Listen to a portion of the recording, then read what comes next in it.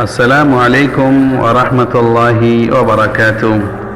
الحمد لله وحده والصلاة والسلام على من لا نبي بعده. أما بعد فأعوذ بالله من الشيطان الرجيم. بسم الله الرحمن الرحيم.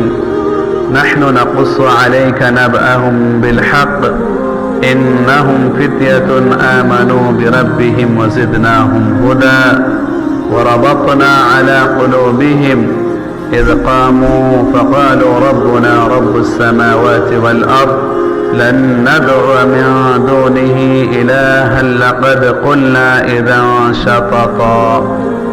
سورة الكهف آیت نمبر 13 اور 14.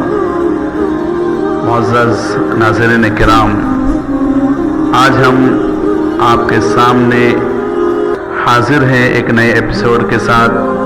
وہ ہے نوجوانوں کے متعلق. یہ بات یاد رہنی چاہیے کہ نوجوانی کی عمر یہ انسان کی زندگی کا سب سے قوی ترین دور ہوتا ہے.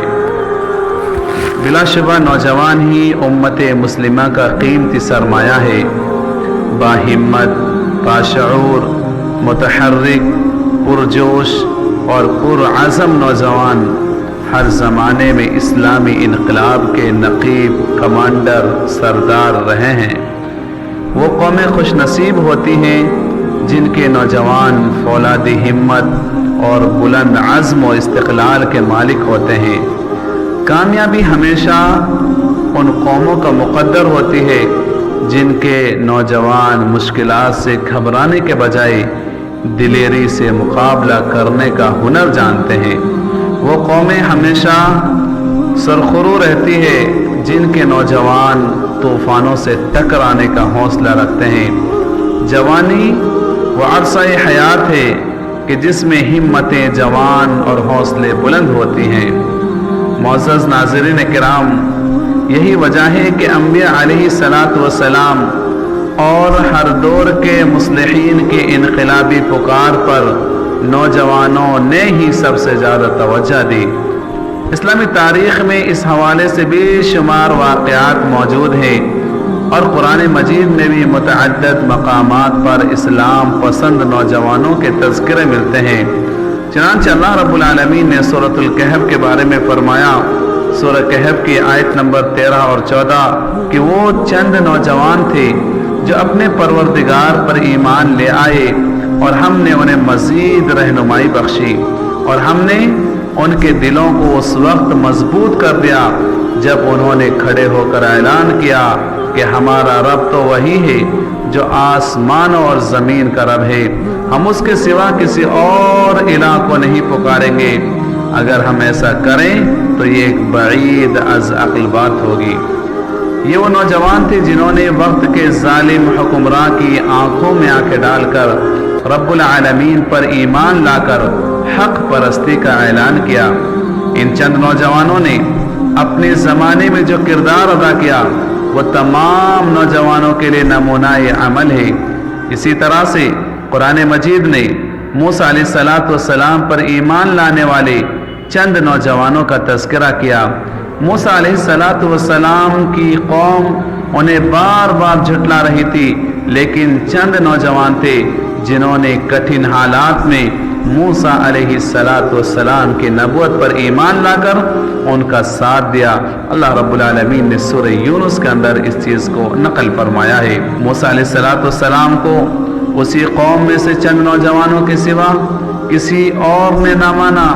فرعون کے ڈر سے اور خود اپنی قوم کے سربراہ لوگوں کے ڈر سے فرعون ان کو عذاب میں مبتلا کرے گا.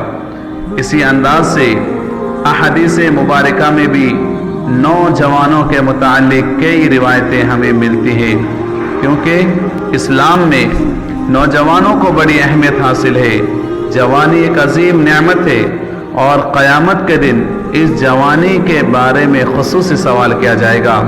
عبداللہ بن مسعود رضی اللہ تعالی عنہ راوی حدیث ہے، وہ روایت کرتے ہیں کہ اللہ کے رسول صلی اللہ علیہ وسلم نے ارشاد فرمایا، قیامت کے دن انسان کے قدم اپنی جگہ سے ہٹ نہ سکیں گے یہاں تک کہ اسے 5 باتوں کے بارے میں سوال نہ کر لیا جائے۔ عمر کن کاموں میں گنوائی، جوانی کی توانائی کہاں صرف کی، مال کہاں سے کمایا اور کہاں خرچ کیا، جو علم حاصل کیا اس پر کہاں تک عمل کیا۔ اس کو امام ترمذی رحمہ اللہ نے اپنی ترمذی کے اندر نقل فرمایا ہے۔ اسی انداز نوجوانوں یہ کہ ہم اپنی جوانی کی قدر کریں، کیونکہ اللہ رب العالمین ان سوالوں میں ایک اہم سوال اس کی جوانی کے بارے میں کرے گا۔ تو میرے نوجوانوں اپنی جوانی کی قدر کیجیے اور انہیں فضولیات میں، منہیات میں، واہیات میں اور ٹھٹا مذاق میں، فونوں کے استعمال میں، ایک دوسرے کے ساتھ کھلواڑ کرنے میں مت گزاریے، بلکہ آپ کی جوانی بڑی اہمیت کے حامل ہے، اس سے آپ صحیح انداز سے استعمال کریں۔ جزاکم اللہ خیر۔ السلام علیکم ورحمۃ اللہ وبرکاتہ۔